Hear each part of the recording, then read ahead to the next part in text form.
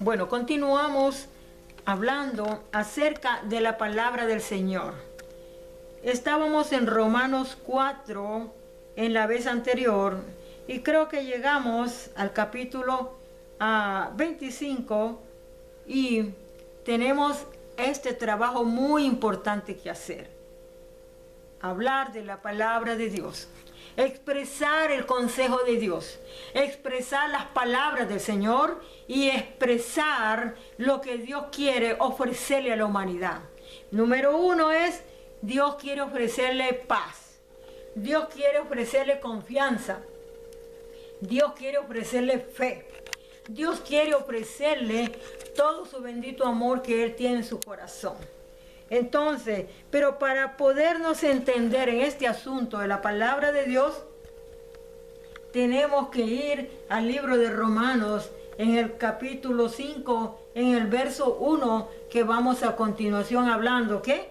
Justificados pues por la fe, tenemos paz para con Dios por medio de nuestro Señor Jesucristo. Fíjense cómo está el 2. Por quien también tenemos entrada por la fe a esta gracia o regalo en la cual estamos firmes y nos gloriamos en la esperanza de la gloria de Dios. Y no solo esto, sino que también nos gloriamos en las tribulaciones, sabiendo que la tribulación produce paciencia y la paciencia prueba y la prueba esperanza. Y la esperanza no avergüenza, porque el amor de Dios ha sido derramado en nuestros corazones por el Espíritu Santo que nos fue dado. Dice, porque cuando éramos débiles, Cristo a su tiempo murió por los impíos. Dice, ciertamente apenas morirá alguno por un justo, con todo pudiera ser que alguno osara morir por el bueno. Y en el 8 nos lleva a decir, mas Dios muestra su amor para con nosotros en que siendo aún pecadores, Cristo murió por nosotros. Y aquí habla acerca de lo que hizo Adán y Eva, cómo pecaron, cómo se alejaron de Dios y todo. Bueno, ahora pues vamos a entrar en otro capítulo de la palabra, pero no sin antes pasar anunciando lo que dice la palabra de Dios aquí, miren. Mas ahora que habéis sido libertados del pecado y hechos siervos de Dios, tenéis por vuestro fruto la santificación y como fin la vida eterna. Y luego el 23, porque la paga del pecado es muerte, mas la dádiva de Dios es vida eterna en Cristo Jesús, Señor nuestro.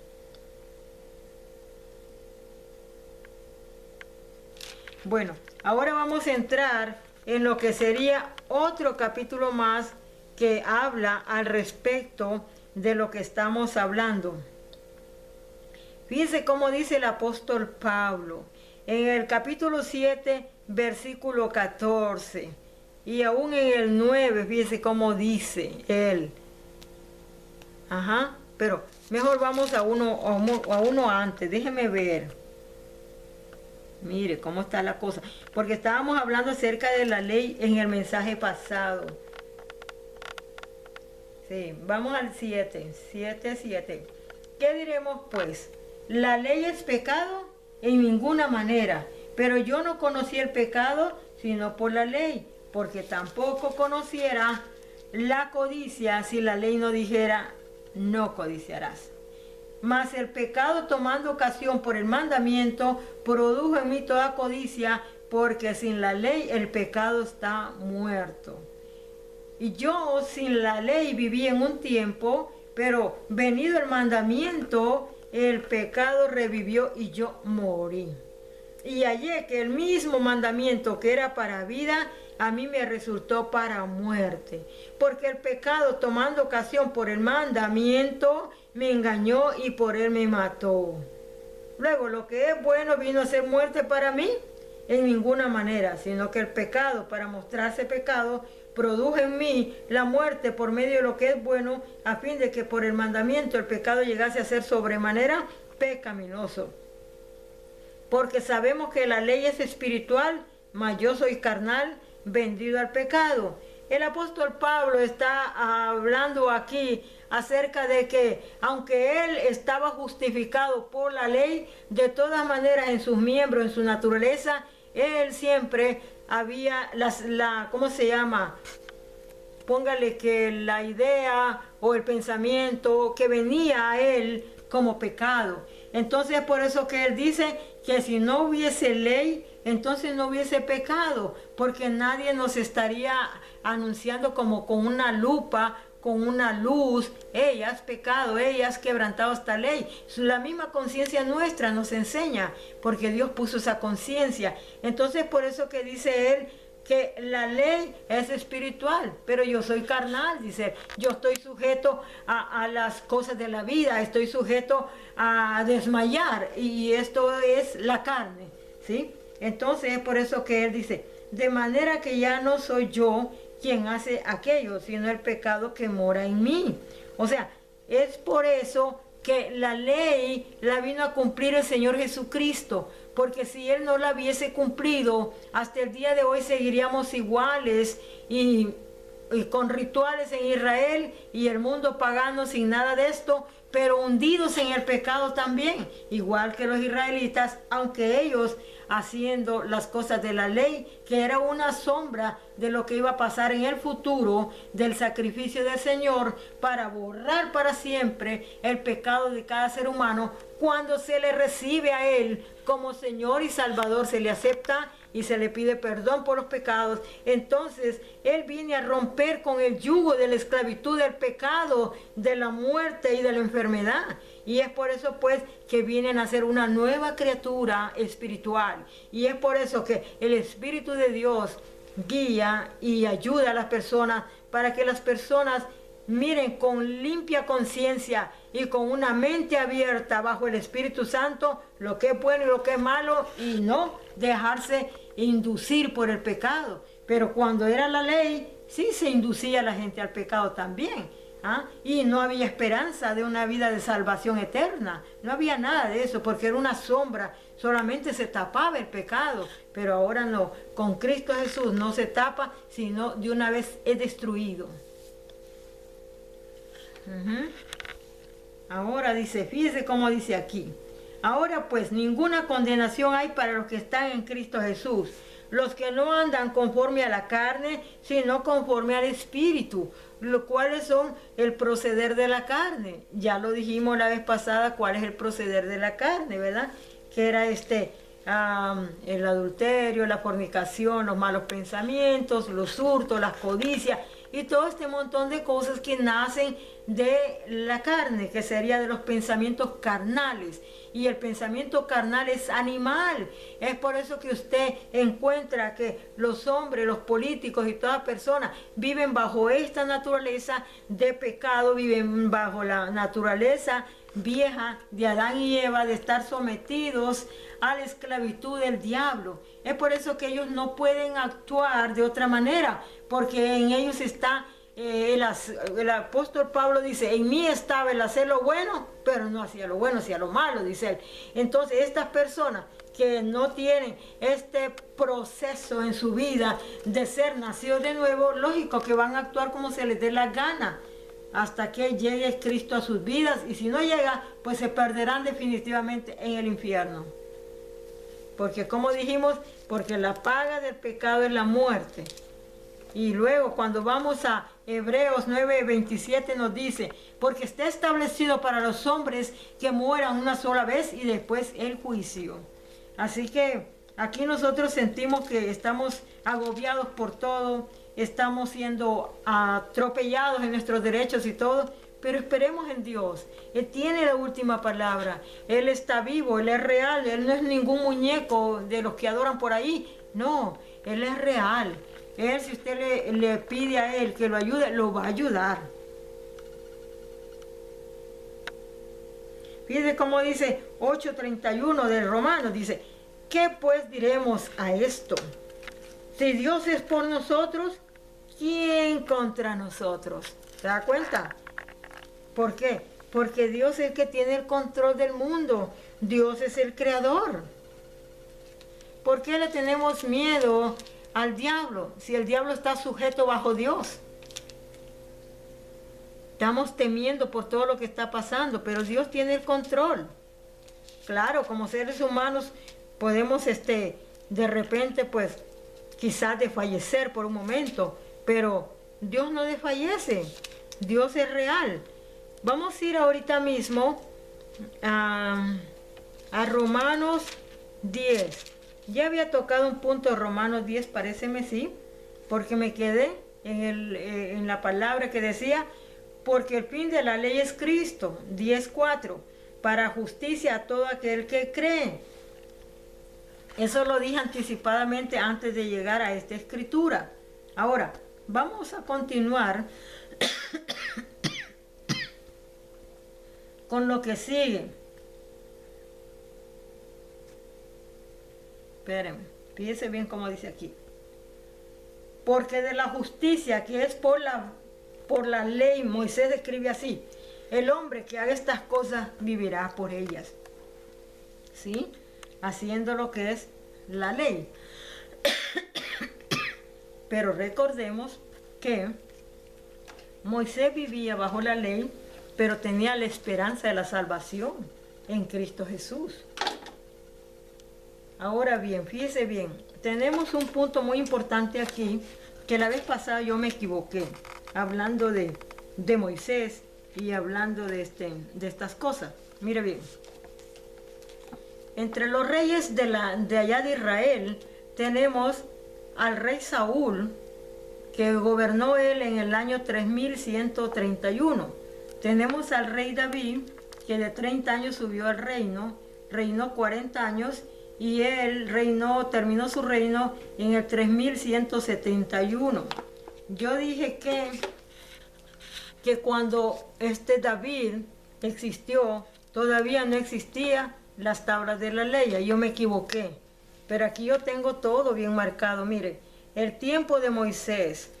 Moisés nace aproximadamente en el año 2358, y ya he hablado en otra ocasión que aquí hay una disparidad, porque cuando hacemos la otra cronología acerca de José y acerca de la estructura de los hijos de Leví, nos encontramos que cuando ponemos 2309 y agregamos 227 años, parece que nos da un total que llegamos al 2656, como que dijera que ahí marca 1000 años del diluvio, de 1656 a 2156, ¿verdad? Entonces encontramos pues esta 1656, el otro es 2656, 1000 años de diferencia. Es cuando sale la cronología de esta manera, pero no podemos hacerla totalmente así. ¿Por qué? Porque dentro de los años de los hijos de Leví, del mismo Leví, nace Moisés. Entonces por eso que marcamos una fecha de 2358.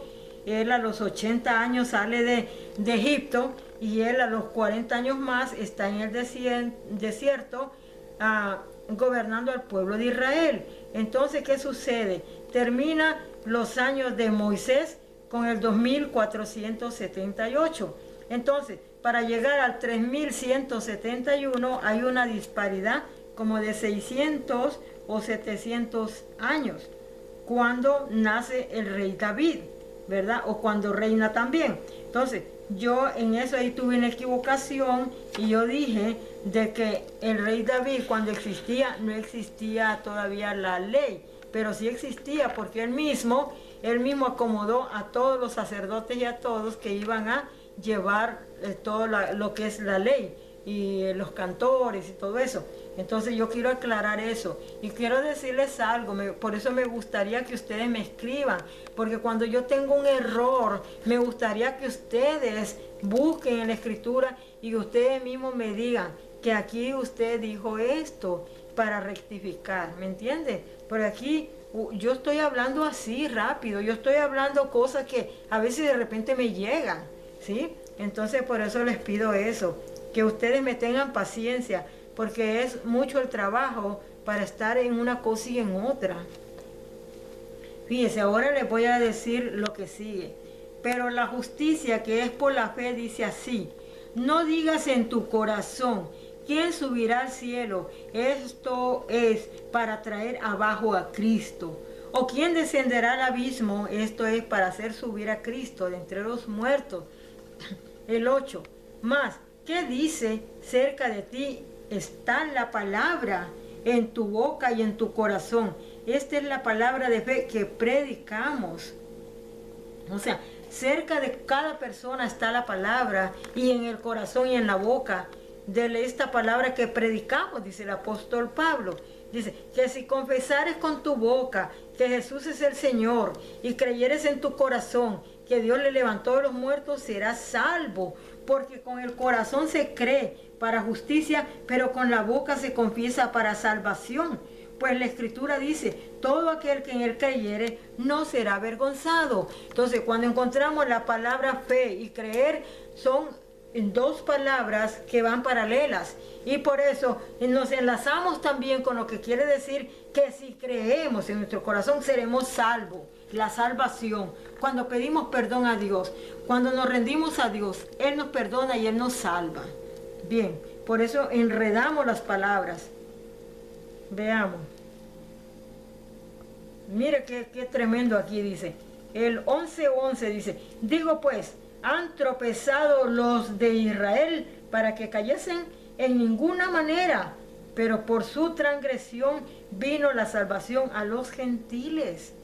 Ahora, pero cuando vamos al 10:17, ¿qué nos dice? Así que la fe es por el oír, y el oír por la palabra.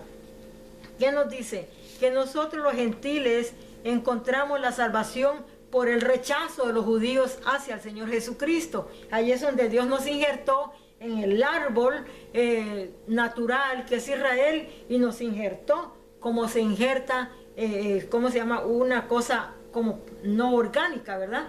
Una cosa genérica, cuando se inserta en una cosa orgánica, como cuando usted mira las plantas, cuando usted mira que injertan de una planta, sacan lo orgánico y le incrustan otra, pero eso es antibíblico, anti Dios, porque Dios dice que no deben de hacer eso. Entonces es lo que sucede. Nosotros fuimos injertados en Israel, hablando simbólicamente, para nosotros ser el pueblo de Dios, el pueblo de Cristo Jesús. En el rechazo que le hicieron los judíos, Dios nos dio la oportunidad de entrada a todos nosotros. Claro está que yo, por la gracia de Dios, soy salva, y por la gracia de Dios el Padre me llamó, porque yo pertenezco a una de las tribus de Israel. Yo pertenezco a la tribu de Isaacar y de su hijo, su nieto Fúa, y por eso es que nosotros somos funitas. Y el Padre me llamó y me incrustó en Cristo Jesús, me trajo a los pies de Cristo Jesús.